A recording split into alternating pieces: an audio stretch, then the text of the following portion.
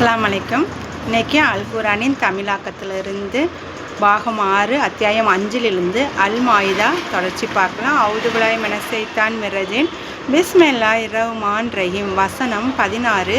அல்லாவின் திருப்பொருத்தத்தை விரும்புவோர்களுக்கு அல்லாஹ் அதன் மூலம் சாந்திக்கான வழிகளை காமிக்கின்றான். மேலும் அவன் தனது கட்டளையை கொண்டு இருள்களிலிருந்து அவர்களை வெளியாக்கி ஒளியின் பக்கம் கொண்டு வருகிறான். இன்னும் அவர்களை நேர்வழியின் பக்கம் வழிகாட்டவும் செய்கிறான்.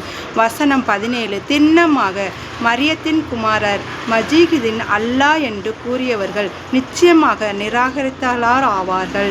நபியே, அவர்களிடம் நீர் கூறும், மரியத்துடைய மகன் மஜீகையும் அவனுடைய அன்னையையும் இன்னும் பூமியில் உள்ள அனைவரையும் அல்லாஹ் அழித்திட நாடினால் அவனை தளித்திட யாருக்கு துணி உண்டு?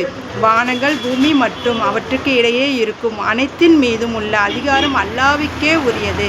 அவன் நாடியவற்றை படைக்கின்றான். மேலும் அவனது வலிமை அனைத்தையும் சூழ்ந்து நிற்கிறது. வசனம் 18. நாங்கள் அல்லாவின் புதல்வர்கள், மேலும் அவனது அன்புக்குரியவர்கள் என்றெல்லாம் யூதர்களும் கிறிஸ்தவர்களும் கூறுகின்றார்கள். அவர்களிடம் நீர் கேளும், அவ்வாறாயின் உங்களின் பாவ செயல்களுக்காக அவன் ஏன் உங்களுக்கு தண்டனை அளிக்கிறான்? உண்மையில் அவன் படைத்த மற்ற மனிதர்களைப் போல் நீங்களும் மனிதர்கள்தானே. தான் நாடியவர்களை அவன் மன்னிக்கின்றான், மேலும் தான் நாடுபவர்களை தண்டிக்கிறான். பூமி, வானங்கள் மற்றும் அவற்றில் உள்ள அனைத்து பொருட்களும் அவனுக்கே உரியன. மேலும் அவனிடமே எல்லோரும் செல்ல வேண்டியிருக்கிறது. வசனம் 19.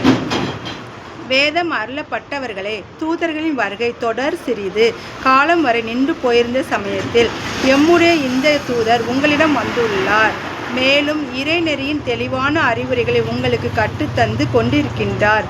எதற்காவெனில் நற்செய்தி கூறக்கூடிய, அச்சமூட்டி எச்சரிக்கை செய்யக்கூடிய எவரும் எங்களிடம் வரவில்லையே என்று நீங்கள் கூறாமல் இருப்பதற்காக. இதோ பாருங்கள், இப்பொழுது நற்செய்தி கூறுபவரும் அச்சமூட்டி எச்சரிக்கை செய்பவரும் உங்களிடம் வந்துவிட்டார். மேலும் அல்லாஹ் யாவற்றின் மீதும் பேராற்றல் உள்ளவனாக இருக்கின்றான். அஸ்ஸலாமு அலைக்கும்.